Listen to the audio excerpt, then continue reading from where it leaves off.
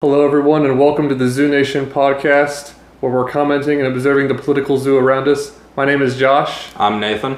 And we're here to talk about the Derek Chauvin verdict, as well as the most recent speech by President Joe Biden, the congressional address.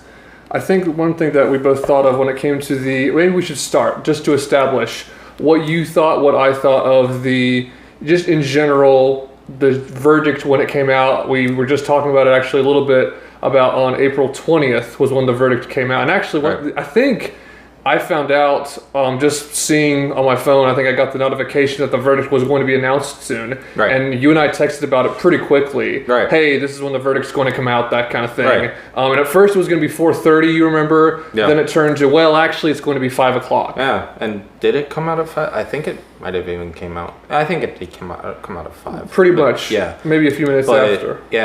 Times kept changing. It was a pretty quick verdict from what I thought, for one. But as far as the charges, I don't think he should have been found on all three accounts. From my understanding of what second-degree murder is, it's essentially, let's say I'm in the process of in a fight with you, and I'm beating you up, and I'm on top of you, and then in the process of beating you up, I decide I'm going to kill you. That is murder in the second degree. Again, my understanding of second-degree murder. I do not think Chauvin, at any point in time, while on top of George Floyd, decided to kill Mr. George Floyd. I don't believe that was the case, and I don't think it was intentional. Do I think there was possibly some things that could have been done to prevent George Floyd's death? Yes, I do. So maybe you could get me on the manslaughter thing, but I'm not sure about all three charges. Manslaughter at most for me. What about yourself? Well, for me personally, and you and I have talked about this some, is that I think that when it comes to, if they can get him on anything, if they could have, and this is before the verdict come out, this is what I was thinking. Right. Probably manslaughter. Now, second degree and third degree, I don't know. Neither one of us is a lawyer, but from what I know of as far as charges and what I know of murder, the murder charge, I don't think he could have gotten second or third fairly. At least that's not what I thought at the time. So, but manslaughter to me is different. So, from what we know of the autopsy and the evidence brought forth in court, he did not die of strangulation. He did not die because he couldn't get air, even though he said repeatedly that he could not breathe. Right. He ended up dying from drug-related a response, basically a drug overdose of some kind, or a heart attack or a health complication from drug use, really, is what it comes down to. And then the rebuttal to that there was 2 autopsies. Yeah, there were 2 autopsies. So the question is, which one do you believe? Personally, I believe that man did not die of a strangulation or anything due to his neck or anything, because first off, your carotid, I believe. Your carotid is here in the front. The knee was on the back of the neck, shoulder blade, whatever you want to say. I can't choke you out by being on the back of your neck. Could I possibly cause some damage? Maybe, but I don't think that I could strangle you that way. And again, this is from what I know of the autopsy, or at least of one of the autopsies, is that he did not show signs of dying from being choked. Right. So that's the thing too. And again, exactly. To me, now, could he have died? This is where what gets tricky. This is why I say manslaughter could have happened. Right. Again, it would still be tricky. Is would he have died of a drug overdose if he had not been put down on the ground and if the knee had not been put on the back of his neck? And this is the question too. I think you and I have talked about this some, but I think that the viewers should kind of know about this too. Is that a good or at least acceptable part of training, to put someone down on the ground and put your knee on the back of their neck? I'm not an officer, of course. I don't really know anybody in the force as is. If you're resisting in the first place, or you are at chance of resisting, I don't know, maybe on your back, maybe not the neck. But I don't know. personally, I'd probably prefer it somewhere else just to be safer for the police, because I'm for the police. But like I said, in this case, this is one of these things that manslaughter possibly could be a thing, because of just some bad policy or whatever, bad policy by the police in this case, just in general, bad training. So I mean, maybe, hey, next time have it on the back and some of the stuff might not happen, or just, issue might not come up. What about you?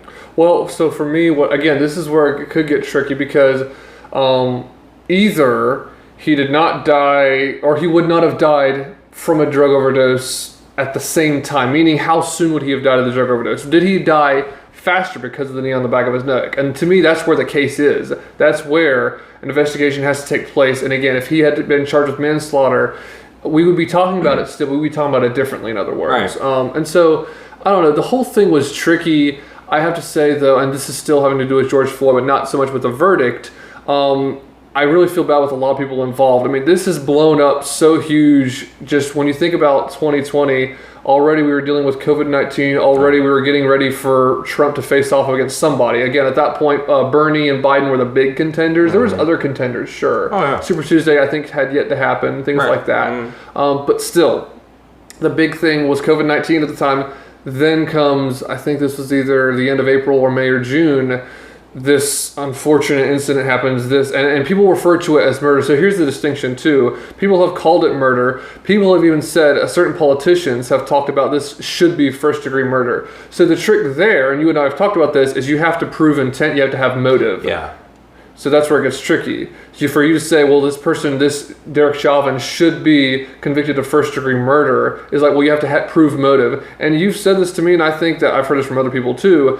How can you prove that Derek Chauvin got up that morning, thought to himself, I want to kill somebody today? Specifically George Floyd. Right, or let alone kill anybody, just kill somebody. Right. Or specifically to kill George Floyd today. Mm-hmm. And you can't prove this. And this is actually something that we've heard from the Daily Wire as well, is it is hard to tell if there was a racial component to this to this killing, to this death, that is. Meaning, did he die, was he killed, if you will, because he was black, because of his race. Right. And we can't really, I haven't seen evidence of that. I don't think we can prove that. Unless he called him some racial slur during that entire time or any of the sort, I don't think there's any basis for, yes, this was a racial thing, a racial killing. I don't think that George Floyd died because he was a black man. I believe George Floyd was in the situation he was in because he was not necessarily the best person, as far as he was a criminal. He does have a criminal background. So yeah, some stuff had happened, and therefore the police ended up being there, and and I think he died due to a fentanyl and some other drugs as well, overdose. And as far as, well, could it have been that fast? I mean, when your heart's beating fast, it's making your blood flow a lot faster too. Well, a lot of these drugs are flowing through your body, and blood flow and everything. So not to mention, George Floyd was saying he couldn't breathe 7 times before he was put on the ground. So I don't know. I definitely agree, though, you can't find anything there racially. That this was it a black man that died? Yes. Was it a black man that was killed because of his race? Absolutely not. I don't think that he was killed because he was a black man. Well, there's no evidence that he was. And I will say, too, now, if Chauvin had a history of some kind of a history of hurting black people because they're black, some kind of a racist history, that would be a game changer. Because then it'd say, well, this is kind of part of a pattern. But the thing is, from what I understand, I haven't heard of any of this being part of a pattern at all. Now, maybe I'm wrong about that, but the only thing that I think that they try and tie into some racism, and by they, I mean BLM and the mob, is that Chauvin, I do believe, had a couple of, what do they call them? Like a couple of reports on him as far as just some situations. Although I've never really heard of these reports necessarily being racially motivated or anything of the sort. However, was he the best cop? Possibly not in the situation in general. But I mean, yeah, you're never going to find a perfect person though. So, but even with this specific case, regardless of the other situations, there's no evidence to prove that George Floyd was definitely killed because he was black. There is no evidence to prove that whatsoever, in my opinion. How about you? Well, and I encourage people to watch, and I've told you about the Louder with Crowder channel and how he actually showed a 20-minute clip. It was not from Chauvin's body cam, but from another officer's body cam. And it basically starts from George Floyd is sitting in his car and being talked to by police to, oh, George Floyd has stopped moving, and then the paramedics pick him up and take him on a stretcher. Right. It's everything. And I will say, it's hard to watch. It's upsetting to watch. It really makes you feel sad about all this happening. But Chauvin was talking to him, and yeah, he was kind of getting a little bit threatening because he kept telling George Floyd to put his hands on the wheel. This gets a little tricky too, though, man, is what constitutes resisting arrest. Because there's a difference between someone violently punching you and someone refusing to hold still. Now, I will say it's still constituted as resisting arrest. You need to do as you were told if there's an actual crime going on. If there is an actual crime going on, force, fraud, theft, of course, I believe in life, liberty, and property. Right. Then no, you should not resist arrest if the arrest, is real, happening for a good reason if there is cause. Now, that said, the cops really are public servants in a sense, but they are supposed to protect, to serve and protect, correct? Right. So that being said, they have a high standard, but if they are making a legitimate arrest, then yes, we should definitely fight this in court rather than going to the morgue. I mean, frankly, that's where the efficacy is, you know what I mean? In this case, do what the cops tell you to, and then fight it in court. And if they're wrong, you've prosecuted them to the full extent of the law. Now this ties into qualified immunity, that being a problem, at least from my perspective. Right. But that being said, when it comes to how this was handled, Chauvin, again, we talk about whether the man was racist or not. There's a couple times in the clip where Floyd was clearly upset, saying, "I've been shot before. Please, please, please don't shoot me, officer. Please don't shoot me." And Chauvin said, "I'm not going to shoot you. Just calm down. Get out of your car." That to me does not sound like an angry, racist, hateful person. Right. It sounds to me like someone, because people talk about de-escalation. That doesn't sound like escalation to me. That sounds like someone saying, "Look, just calm down. Things are going to be okay." Now, I asked you what you thought about the kneeling on the neck. I personally think it depends. So in this situation, should he have knelt on the neck? I don't think he was a threat. I don't think Chauvin's life was in danger from Floyd. Right. Now, it was procedure, at least I've heard that it was. Yeah. When you lay someone on their stomach to put the knee on the back of the neck, I don't think that was good. Yeah. But if they had known he was on, they knew he had to have been on something. Because again, when you watch the body cam, they've said a couple times to each other, the police were saying, this guy's got to be on something. So knowing that, should they put the knee on the neck? Probably not. But again, there's a lot of unpredictable factors. And they had no idea, for one thing, this was going to blow up as huge as it did. And then by that point, though, if it's procedure, if it is procedure to put the knee on the neck, that's not necessarily as much as Chauvin's fault as it is the police department's fault for making it or whoever comes up with the procedure's fault. Well, then it comes. This is what gets complicated. It's like, well, are they just following orders? Right. And to me, people have different perspectives on this. Oh yeah. I think some of the responsibility is on the person giving the orders, like you said, absolutely. Mm-hmm. However, people do have a brain between their ears, and they should know common sense. Don't do this and do this. And the police are given the opportunity to have a judgment call. Right. Meaning, do this in this situation or don't do this in this situation. So there is responsibility. But again, this is where it comes down to, well, did he mean to kill him? And I think this is kind of where the second degree and third degree murder come in. Because motive would be one, but then, okay, now you forget previous motive with intent and that kind of thing. Now we're here. Now we're here in this place in Minneapolis. Right. Did he mean to kill him? And it's so hard to prove. To me, this is, again, where second and third degree make no sense to me. Right. And I think, and maybe some of the people that watch this might be asking, okay, well, did he murder? Or might have the same views, did he mean to, did he not? You know, it really doesn't matter what you and I think in a sense. I mean, we could have an opinion, but what does matter, though, is did Chauvin have a fair trial? And the question is, I believe the system works as far as, it probably isn't the best system, but, I think it works for what we have right now. So I think the system works. But the question is, but sometimes that system can be affected by the mob. And in this case, when you've got, as I like to call her, Gasoline Maxine, coming out there and talking to people about getting more confrontational if they don't get the verdict that they want, that's not good. And if you ask me, that's definitely inciting violence as well. As we were told that that's what our president did before on January 6th. Yeah. So a lot of this comes to question of, was this a fair trial? It's not really. Well, do I agree with the guilty verdict? Doesn't really matter. But did this man receive a fair trial? As in, did these jurors really come up with a guilty verdict on all three charges?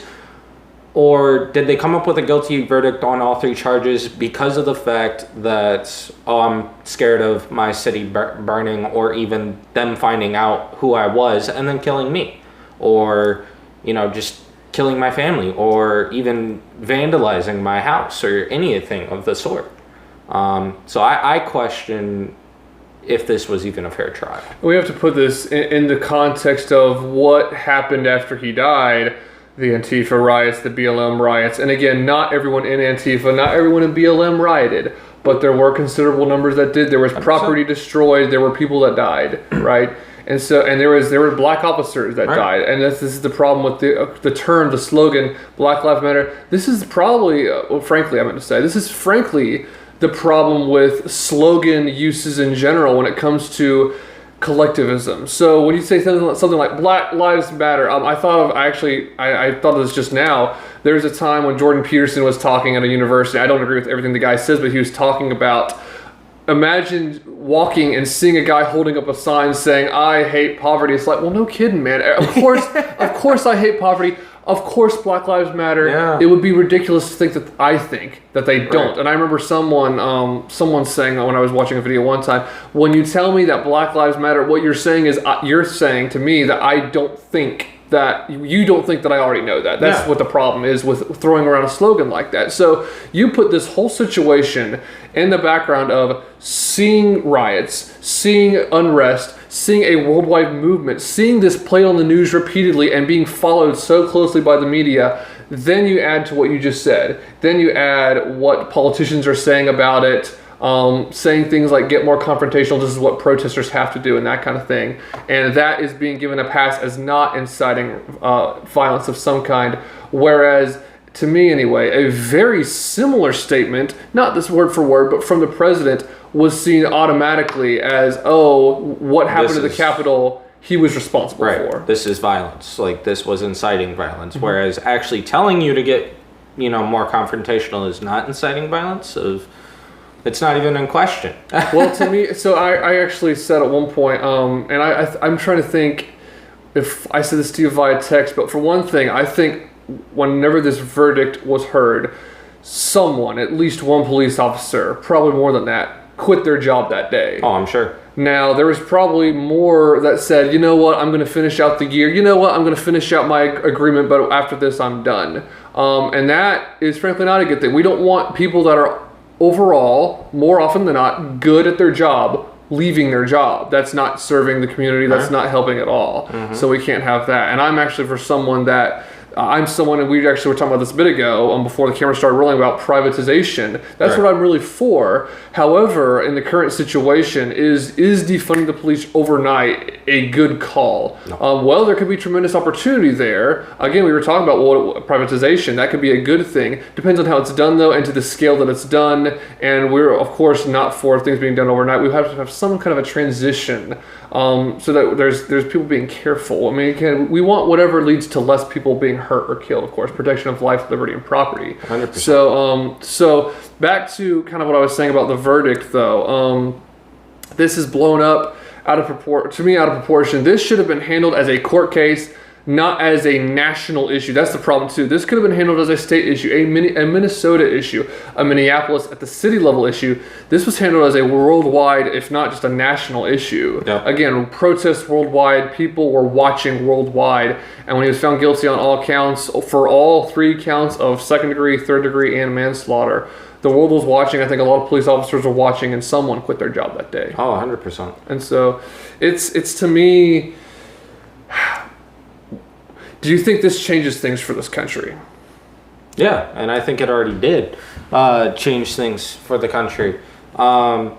As far as they're trying to pass a George Floyd bill, I'm not 100% sure what's in that, but we will 100% do something. Remember what Nancy Pelosi said? We have to pass it so we know what's in it. Yes, and that for sure. Not only that, but also talking about Nancy Pelosi, when that verdict came out, why aren't we talking about how Nancy Pelosi said, "Thank you for dying, George Floyd"?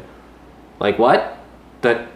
That's not good. You should never thank somebody for dying to advance your political gain. That's not good, and that's, in my mind, racism at its finest. Because thank you for dying so I can advance my political advancement. Like, that's just not good at all. Another thing is, I just don't think it's good. And you can imagine the outrage if President Trump had put out a statement of some kind. And again, what he tends to do right now, from what I follow loosely, is Telegram will just put out, he has some team running Telegram. And they'll basically say, statement from President Trump. Can you imagine the response that would have been gotten? Not just the outrage, but just the response in general, having to do with statement from President Trump, from former President impeachment. Trump. Another impeachment. Right, now that he's out of office, why not, right? And statement from him, thank you, George Floyd, for dying. It changed this country. It wouldn't be comparable. I mean, and again, you can have at this point, this is the problem with double standards, is people in office can say, or even out of office now, can say identical things, and it depends on who says it, whether it's okay or not. Now, if the mob agrees with it, it's okay. So this is the problem too. We'll go into that probably at some point when it comes to, because you mentioned the mob having to do with their effect on the court, and we'll come to that in a second. But I was thinking, in your personal view, did Derek Chauvin, did this right here in Minneapolis, was this a fair trial? No. In my opinion, no. Especially when you have a juror coming out and saying that they were afraid of seeing riots again and their city burning. That means that the mob had an effect on at least this one juror. Who knows about the other ones, but at least this one juror was afraid. So therefore, it definitely affected her. Well, could the solution... Her or him, I'm not sure. I'm pretty sure it was a her. But so I don't think it was fair. Could the solution be to basically swap out one juror for another? It depends on how many people it affected. We just know that it affected one. Mm-hmm. You know what I mean? So we only, as far as I know, I don't know how many more statements have come out after that one juror, but all I know is of that one. So swapping one in this case, if it was only one, but in that, if one's tainted, one rotten apple can, make another one bad as well. It can spread. Exactly, it can spread real quickly. So I don't know. I think another trial. Personally, I think this case is going to go all the way up to the Supreme Court. I think this case is going to be going on for quite a while. So before we get to the future of this case, which we should definitely go down that path, I just want to say briefly when it comes to whether he got a fair trial or not.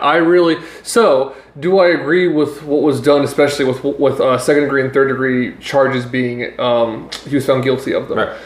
No, I don't agree with that. But did he get a fair trial? Could they have come up with this verdict on their own? They could have. No. But there's irregularities, so to speak. There's factors to me that say, well, it may not have been. Again, you've got Maxine Waters. I almost said Pelosi. At this point, the left kind of blends together because their thinking is so similar.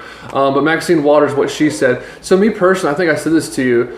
To me, this again shows the double standard. I actually am of the opinion that what Maxine Waters said about getting more confrontational, it could be viewed as a call for violence, but I actually see that as that could kind of be interpreted different ways. What I have a problem, though, with is how come that is fine and acceptable. Yeah, the hypocrisy. But what President Trump said, now he did say things like fight like hell, but he made clear peacefully and patriotically making your voices heard. The media leaves that out, as we leave out that Trump actually used the word peacefully. Maxine Waters did not ever leave out words such as peacefully. Actually, she did leave the words out peacefully. She never included them. CNN or just the, news when it came to January 6th, they left out that Trump said peacefully or any of the, peacefully do these things and stuff. But versus Maxine Waters, she just left it out on her own as far as, no, to get more confrontational. Yeah, that can go many different ways as far as interpretation. Well, a common thing that we're seeing, it even ties these two topics that we're going to talk about this evening together, or we're talking about today together, is the term insurrection that's been used repeatedly about what happened on January 6th. But when it comes first to what happened with this verdict, will this affect the country? Will this go to the Supreme Court? I don't know. It depends on if it's challenged and how it's challenged.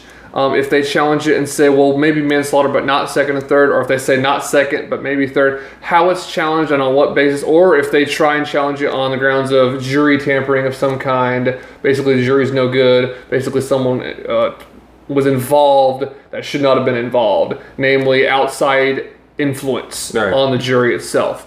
And that's something you've got to prove too. Oh, 100%. So that will be interesting to see, that legal battle. And honestly, I think people's memories may be so short that they may not have the interest to even prosecute it further, and it may not go to the Supreme Court. I guess we'll just have to see. I think it'll go to the Supreme Court just on the sense of you have the chance to appeal, and if it gets rejected so many times, it eventually does go up to the Supreme Court. Now, if the Supreme Court chooses to take it or not, which I don't know if they're required to take it, but I'm pretty sure with a trial like this, they would take it anyway. So I think this will go up to the Supreme Court. Unless Roberts yells and screams and says there could be riots. Yeah.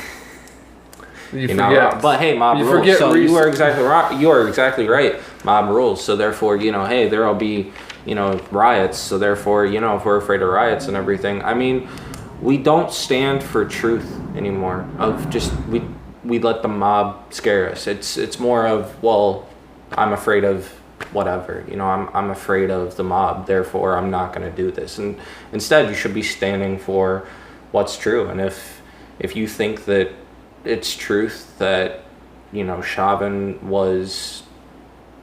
didn't have a fair trial, then you should make a stand on that, and you should give this man an actual fair trial if that means going all the way to the Supreme Court. So yeah, I don't know.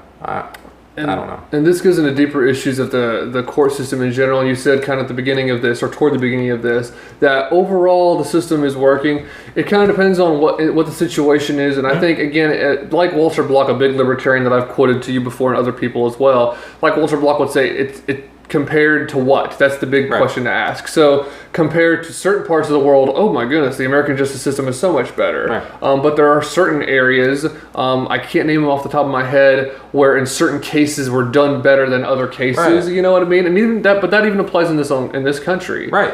Certain parts of the country probably have better judges, but I mean that's not necessarily a blue state or red state thing or what have you. It depends on the people. Are they objective? Are they trying to look at this carefully? Are they taking this based on evidence or based on a political agenda? Are they scared or are they courageous? Right. And then you talk about, well, people are always looking at as, well, how could this have been done better? Such as other cases, such as like Daunte Wright, Ma'Khia Bryant. People are always saying, well, first off, cops shouldn't shoot people or shoot them in the leg or whatever. Well, first off, is in the case of Daunte Wright, I personally think that was an accident. Enough hasn't come out on that. As far as I haven't read up on that enough to know if there's really like a possible racial background there or racist background there or anything like that. But I don't think she did that on purpose. However, it's kind of hard to. You should have known better. So I do think that there needs to be some form of action taken there. Now what? I'm not sure. Now in the case of Ma'Khia Bryant though, she had a knife in her hand. She was going. Thank goodness that officer actually cared about Black lives, because if not, then that lady would have died that Ma'Khia Bryant was going after. And people say shoot them in the leg or shoot them in the arm instead. Well, first off, if you shoot Ma'Khia Bryant in the leg, there's no guarantee she's going to go down, for one. Second off, the legs move pretty fast. They're a pretty small target. This isn't necessarily the Matrix, to where we, have precise aim. It's not the Matrix, although we do use the term red pill to blue pill a lot. Yeah, a lot. We do use that a lot, especially thanks to memes. But people seem to forget. I don't know if you've taken an anatomy class, but anybody who's studied anatomy or even picks up an anatomy book and just looks at it, you will see that some of the major veins and vessels are in, your biggest parts of your arm, your bicep area, your thigh. So if I shoot you in your thigh, you're probably gonna bleed out really, really quick, and I'm not going to be able to get EMS to you. Same if I shoot you in the arm, you're going to bleed out. You have a more likely chance of bleeding out really, really fast. Versus if I shoot you center mass, there's a good chance that I shoot you in the heart and you end up dying on spot or whatever. That could happen. But if I shoot you center mass, one, it's probably going to stop you, and also it's I have more of a chance to apply some pressure and get EMS to you or whatever, the ambulance to you to possibly rush you to the hospital at the time. So yeah, the situations that, or the other situations that were being offered, such as shooting them in the leg and stuff, I think those are completely baloney, and just no. And then also, we'll tase them instead. You can look up countless videos on YouTube, although some of them probably been knocked way down, so you have to scroll a little bit. But you can look up countless videos on YouTube and see where people just keep running through tasers, 1 taser, 2 taser, 3 tasers, and just keep going. So tasing isn't necessarily the option. Right now, I think what we have is the best solution. I do think that possibly looking for another solution to apprehend people. Obviously, I believe every life is definitely precious, and it is tragic that we lost, Ma'Khia Bryant and something like that. But at the same time, don't be doing. The saying goes, stupid games, stupid prizes. Don't be playing stupid games, because there is, especially around a police officer, white, black, pink, purple, there is a chance that if you play a stupid game with a police officer, there is a chance you are going to lose your life. And that is not necessarily because the cop wants to kill you. It's solely because of the fact of, one, they are trained that I can move my hand really, really quickly, a lot faster than you can necessarily pull, your gun out or whatever. And so therefore, if I make a stupid move, the cops are trained like that, and they have to be, because there have been situations where cops have been shot or just protecting other civilian life. So I believe that right now we have the best things possible at hand. Could there be other solutions? Of course, but the ones that are being offered, such as tase them instead, or shooting them in the leg, I don't think these are the solution at all. Actually, I don't think I know these aren't the solution, seeing that these are just disproven. First off, shooting them in the leg is disproven by bleeding out in arteries, and just not possible because I can move my hand really, really quick, and no guarantee that you're going to be able to hit this. So yeah, and then the tasing thing, there's no guarantee. Now, a person like myself or you might go down, but who knows if body weight affects the taser. I'm not sure. Or just being on drugs. Or just being on drugs. There's all kinds of different things. And let me just kind of responding to what you've said. When it comes to things like, this is the best we've got, there is always in my mind, and yours too, always room for improvement. And this is one of the reasons I favor privatization, because let's say that this is a different situation. Let's say that this is a private cop that committed an atrocity. You can fire the private cop. If we collectively pay the cop, it's very hard. I one time saw a video, someone trying to file just a complaint against a police officer. It's so hard. Yep. A lot of times it goes to the police chief, and the police chief is like, well, I'll see if I feel like filing it. Depends on how bad it is. No, you should be able to file one. I mean, that's just a complaint. That's not even you're going to get fired. Yep. No, that's a complaint. Yep. It's so hard to get a cop fired, and even if they're doing a really bad thing, this is the thing too. The way it works is if we pay the police through our tax dollars, we really are their boss. They're not our bosses. So there should be a high standard, 100%. meaning that they need to be doing their job, not abusing power. So, and I was listening to a really good radio host recently, and he was talking about how really, and we were talking about race earlier, about this, was this a racial killing or are there racial deaths happening right now? Though I see this more through the lens of abuse of power in certain situations, not necessarily what we've talked about right now, but maybe in certain aspects of it, sure. Are there certain situations that are abuse of power? Yes, but do I think that most cops abuse their power? No, I'd say it's a very small percentage of cops that abuse their power, in my opinion. Well, and the thing is too, I actually thought of this while you're talking about Ma'Khia Bryant. The thing is, so this was also sensationalized, and so is the George Floyd. The kneeling on someone's neck, the man ended up dying. The shooting of someone who was getting ready to stab someone else, she ended up dying. So that is blown up, and that is shown in the headlines like crazy. I forget who I was listening to when I heard this, said, you know what's not shown is that millions of people went about their daily lives. Either they didn't interact with the police or they did in a perfectly calm, peaceful, pleasant way. So the bad is carried to the forefront and that kind of thing. It's actually a lot rarer than we think. Right. We don't advertise the good, but yet we will immediately...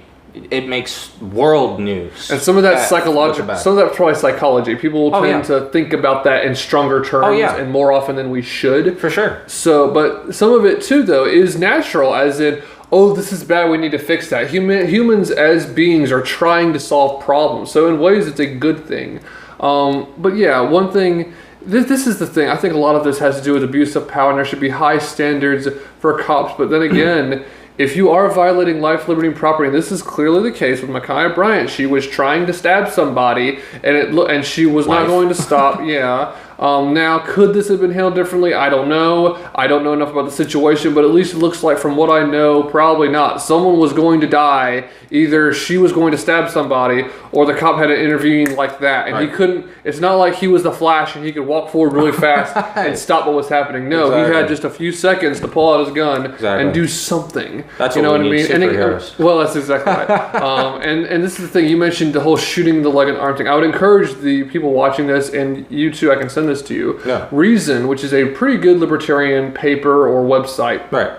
They did a really good article a while ago when Biden was first talking about shooting in the leg and shooting in the arm, how close to impossible that is, which is what you just said, but it's actually showing it more about how difficult it is. This kind of goes into, and honestly, while you're talking about bleeding from the vein in the arms and thigh, I think of what happened when Kyle Rittenhouse shot a guy. He hit him in the arm, remember, and he was in bad shape fast because that guy was bleeding like crazy because he shot him with the AR, right? Something like that. So it's just, that's not necessarily either it's ineffective or counterproductive, like the opposite of what you're trying to accomplish, meaning less harm happening. Either it's none at all and therefore ineffective, or it's too far the other direction where now you're killing more people or causing more harm anyway. 100%. So this is the issue. But tying a couple things together, this ties into the commonality of theme when it comes to what I just mentioned. The term insurrection used both around the time we mentioned of inciting violence, of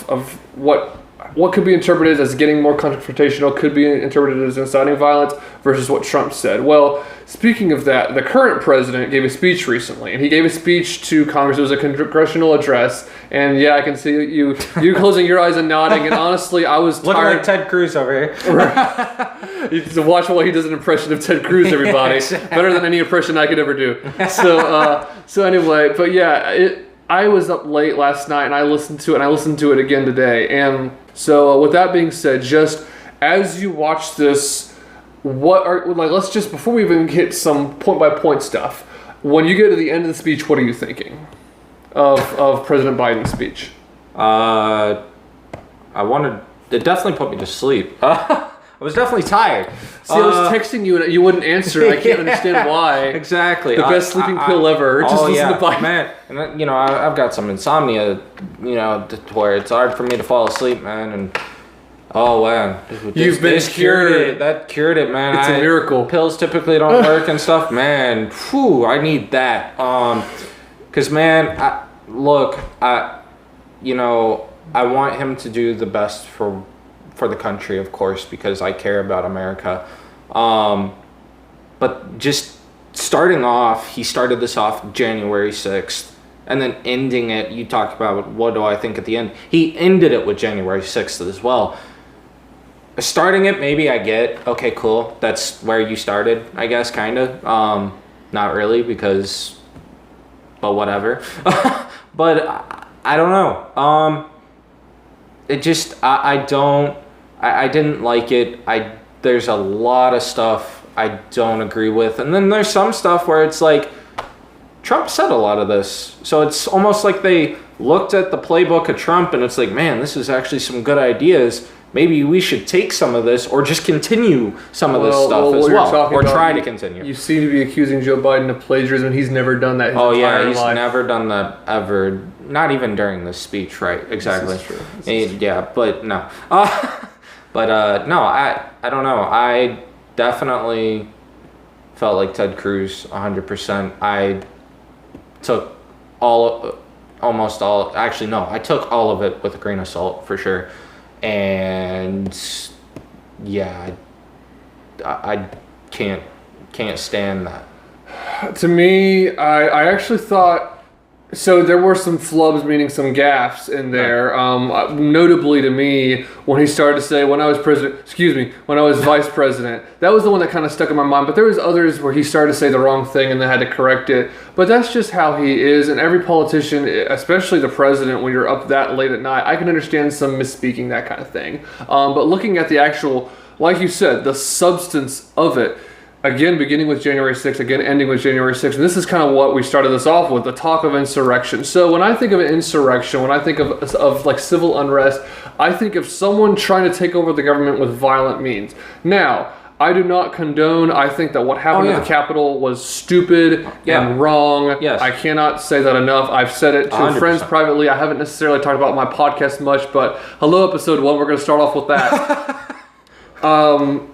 So bad and should not happen, and disavow completely. Yeah. But with that being out of the way, 100%. That said, when it comes to this talk of an insurrection, is what we saw, this group of frankly QAnon idiots walking forward, taking selfies and stealing laptops. Is that angry people? Could that be construed as an insurrection though? I don't think so. No, I don't think it can be construed as an insurrection personally. Second off, this isn't the first time that we've seen the Capitol, let's use the leftist term, or CNN's term, an attack on the Capitol. This isn't the first time we've seen stuff like this. There have been legitimate bombings of the Capitol. There have been legitimate attacks on the Capitol. Were there some bad people there? I think there were probably some bad people. Don't make the mistake of saying there are fine people on both sides. Right, exactly. Were there some bad people there for some bad intent? Probably. But this was not necessarily, in my opinion, an attack on the Capitol. This was some really ticked off people who didn't feel heard. And I don't think this was meant for violence, but this is what happens when frustration happens, but I don't think it was right, and by any means, I don't think this helped the possible overturning of the election that probably wasn't going to happen anyway, or / didn't happen. But I don't know. It's not the first time we've seen things like this happen. If you read up on your history, you understand that the Capitol has been attacked before, and has been raided and stuff like that. It's not the first time that stuff like this has happened. But I don't think any of it's good. I don't think this is good that this happened. I don't think it makes anybody. I don't think it makes the right look good. I don't think it makes the left look good. I don't think it makes America look good by doing this. Just as an American, I don't think it makes you look good by going into the Capitol like that and just going in there because you're angry. That doesn't give you the right to go do something like that. So yeah, Well, to those people that I can almost hear it. There's people out there that are thinking you're not condemning it strongly enough, and I can almost hear it. Well, it sounds like 1,000. Well, I was gonna say I can hear it, and it sounds like 1,000 feminists feeding their cats. So that being said, you are condemning it. And for those of you who are saying, well, you're not condemning it strongly enough, I think people should say, well, what about the rioting? What about the rioting of Antifa and BLM and the people Those are wrong too. and the people on the left that said, I wouldn't do it, but I can understand they felt unheard. I don't really see a difference between that and someone saying, I Right. wouldn't do that, but I could see those people felt unheard. And to that, I say, look, I support, like, for example, Black Lives Matter. If you're going to say Black Lives Matter, make sure you say all Black Lives Matter. You cannot just select which Black Lives Matter.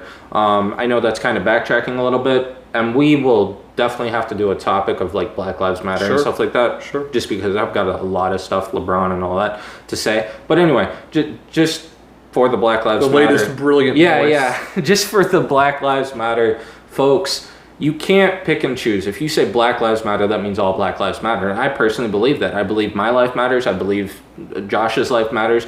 Sometimes when you're not mad at me. Yes, right. I believe every person's life matters, including Black lives. Black lives definitely matter. So the phrase Black Lives Matter, yes, they do. But you cannot, or should not, I guess, technically can, but you should not go out there and riot and loot places. Protest, by all means. Peacefully protesting is fine. And just like at the Capitol, before it was raided, peacefully doing so and just chanting whatever, MAGA and all that type of stuff, that's fine, peacefully. But then when you start to trespass and, not be where you're not supposed to be in the first place anyway, that's where it's like, okay, you're not supposed to do that. And to people saying, well, if this was Antifa or BLM or a bunch of black people doing this, burning, they would have been shot on spot. That's not necessarily true. Look at Portland. They've burnt literal federal buildings. They weren't shot on spot. And no, I'm not saying they should be shot on spot in the first place. Well, if you're arson and stuff, arrested. I was going to say arrested and then shot on spot. No. But no, you shouldn't be shot, of course, because again, all lives matter. And again, back to a higher standard for police over the people, meaning the police are the employees technically. Exactly. But you're right. I understand what you're saying. I understand your point. I agree with you. I think too, when it comes to this speech that was given, one thing that also stuck in my mind too was when he talked about this is the biggest spending plan since World War II, and I just thought it's really something to be bragging about a historic amount of government spending. Yeah, why are we my parents always taught me that don't spend more money than you have. That's exactly what we're doing, and it's not good to be bragging about spending your money, That must be awkward. You got to think for the politicians' kids. Right. The politicians' kids, the politicians telling their kids, kid, you don't need to go into debt, and then they go over and they sign Look the at next America. they sign the next big budget. Right. You know what I mean? And then go on TV and brag about this stuff like that. That's not a good thing to brag about at all. I agree 100%. Well, and one of the first things that I was jotting some notes down as we were watching it together was when he said, if you're 16 and older, go and get vaccinated in America. That one, first off, I don't know. I don't like my president telling me what to think or what to do. And to be fair, a lot of presidents have done this, and I don't think it's in their I don't power. like it when anybody does it. Like, even if I do agree with what they're saying to do, I don't think, my president should necessarily tell me what to do, per se. They're not always a thought leader because they're going to have influence. But Yeah. I mean, are they a thought leader? As in, do they lead their party? Sure. But Yes. even then, I prefer personally the more Calvin Coolidge type that leads more by example rather than by a lot of words. Right, exactly. Lead by example and not specifically like go sign up for the military, go get vaxxed. Like, especially with a vaccine that we don't know much about. And then with which there are concerns. right, and with rightful concerns as well. and so much more is coming out. We also, don't know the effects that these vaccines have quite yet. We don't even know if they work, for one. But yeah, just I didn't like that and the way he said it, and especially appealing to children. And yes, 16-year-olds. If you happen to be on here, you are children. You might think you know it all, but you really don't. I thought I knew it all at 16. I still don't know it all, but I thought I knew it all at 16. But yeah, I don't like go get vaxxed, because I'm sure there were some 16-year-olds getting involved in politics and listening to that and being possibly middle or left or right or whatever, and being like, yeah, my president said I should do it. And it's not good. It's not a good view, in my opinion, or not a good just not good in general. Got that. Yeah, I think, yeah, well, one thing we were discussing too, since we're cutting a little bit, I'll pause for a minute. Ramble. Yeah, for sure. Well, the whole thing, not the whole thing. I'll have to figure out what I'm cutting, what I'm not. When it comes to, I guess, he was talking about the pandemic some. The worst pandemic in history. And we actually were both curious, okay, when it comes to what's been classified as a pandemic, the number of deaths, the number of cases, that kind of thing, right. What's the worst? And immediately what you and I thought of, the bubonic plague comes to mind. Doesn't that take first place for all time, right? Mm-hmm. Well, come to find out, and I have the notes in front of me, 25 million people died of the estimated 25 million people. Estimated of the bubonic plague back in history. Right. Mm-hmm. And the thing is too, we didn't have 7 billion or almost 8 billion people on the planet when the bubonic plague happened. Right. Far less. Right. So if the bubonic plague was around now, it would kill even more. Right. And the thing is too, and now when we looked it up, how many people have died of COVID-19 as of today, as of April the 30th, right, which is when we're recording this. Right. 3.17 million. Yeah. So with that being said, how is it the worst pandemic? Now, could it be the severity? Could it be the symptoms people are feeling? Yeah, but when it comes to overall things like deaths, I don't see that as being true. Right. And I don't know, but the thing is too, this is what a lot of politicians do. They hype and hype and hype about how this is just so bad, but here's government to help save you and fix your problems. Right. And that's a very big problem. And also, again, talking about how during the bubonic plague, the percentage of the population it was killing is much more back then, because 25 million, that's huge compared to if you put it into now terms, that's still a lot of people, but it's not out of 7 billion people. It's not a lot. Just like 3.17 million people is not a huge percentage. Sure, it's bad that those people died. But I'm not trying to lessen their death at all. It is definitely bad. But we're looking. It's not that. Do we care about the deaths? Of course, we care about the deaths. But is this as bad as we are? Is it as bad as it really, as we're making it? As it was portrayed when he gave that speech. Right. Exactly. Because if you look at the numbers, it's not as bad. And if you look at the percentage of the population that it is killing, it's not as bad. I mean, it's just. And a 99.6% chance of you surviving. That's the thing too. Right. That's what's insane. And too. Especially people like us at our age as well. Now again, if you, also, I'm not necessarily an anti-vaxxer. For myself, I'm not getting it.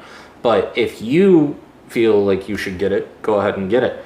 But if you don't think you should get it, then don't go get it. Right. I mean, yeah, it's simple as that. If you think you should, do it. If you don't, then don't. I mean, it's pretty simple, yeah. And that's the thing about freedom is you can choose whether to do it or not. You should be able to anyway. You should be able to wear a mask or not. That should be your freedom. You should be able to go shop at Amazon or not, or sleep on the left side of the bed or not. To me, it's just so simple how freedom is that you should be as free as possible. Wanted to talk too when it comes to the speech by Joe Biden. Something else that I thought of was the talk of I've created 1 million jobs in the first 100 days, something that no other president has done. Now, first of all, I don't know if that's true. Yeah. I'm trying to think of the first 100 days of President Trump, or frankly other presidents. And now some of that you got to think, previous presidents with the economy and the population being smaller, would that be a realistic expectation? But even if not, let's say recent memory, let's say Bush and Clinton and Obama and Trump.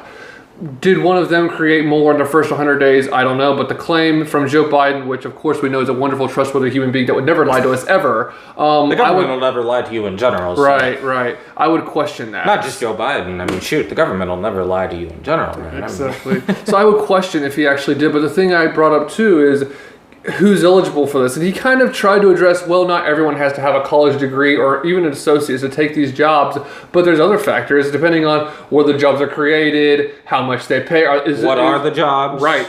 And also I thought of this, when a government creates jobs, and again, the Democrats are in power now, is this deregulation that's leading to job growth in the private sector, or are these government-created jobs? Right. Because if they're government-created jobs, it's going to be on Taxes. Exactly. Make taxes. it rain. You, the people, make it rain for everybody. That's getting these. Yeah. Right. Yeah, we the people. Yeah, not just you the people. We the people too.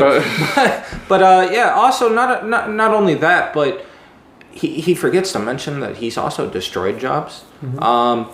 Keystone Pipeline. Yeah, Keystone Pipeline. I'm pretty sure like 10,000 something jobs. And what was it? Maybe even more. What was it? $2 billion altogether, something crazy like that. It was a huge amount that were destroyed under Biden in the first 100 days. And Trudeau already didn't like Trump. Then he's like, "Oh, Biden, I'm gonna like him." And then Biden does this right away. Can you imagine how mad he would be? Right. Exactly. And then not only that, but we still have more people on unemployment now under Biden than we did under Trump. So hopefully, if he has created more jobs, hopefully this helps this unemployment thing. However, kind of going back to his talking about these checks, the COVID stuff, rescue checks.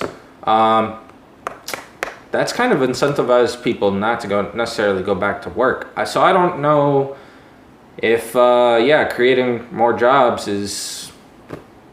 I don't know if it's going to help with these rescue checks. So I thought of this just in general. What people that like freedom want to do is put people in a position to solve their own problems. Right. They don't want to solve people's problems for them. Right. That's the big distinction to have. And so I thought of that earlier. Another thing you mentioned, and I agree with you when you mentioned this, is that there's a lot that Biden is doing now that he's inheriting from Trump. Yeah. So things like, we put out this many doses of vaccine. Well, Trump probably would have either done the same or more or very close to it. The next president or the president reelected in Trump's case would have done some very similar things. And again, we kind of joked at the beginning about plagiarism, about how much was taken. Again, there's the whole tools and things like that are going to be made in America, bought in America to help create jobs in America. It's the hypocrisy. It sounds just like Trump. And we actually mentioned, I actually wrote and I thought of this. When did America First go from being a racist slogan of the right to a progressive credo of the left? I don't know what changed other than people's mindset, and I think it's completely hypocritical. Like you just said, a complete double standard, a complete reversal. And that is the problem, I believe. Like that I specifically have with the left is there's so much hypocrisy. Hypocrisy really is a huge pet peeve of mine. And the other thing is he's talking about making high-speed internet available for rural people in rural areas. Literally, the last State of the Union, Trump was talking about doing that in rural America, high-speed internet to rural America. I remember talking to people. That's not the government's job. Is that a need though? Right, and maybe some people it is. I mean, for college, we do need internet. You and I have been in college and stuff like that. But even then, there are other places that do offer.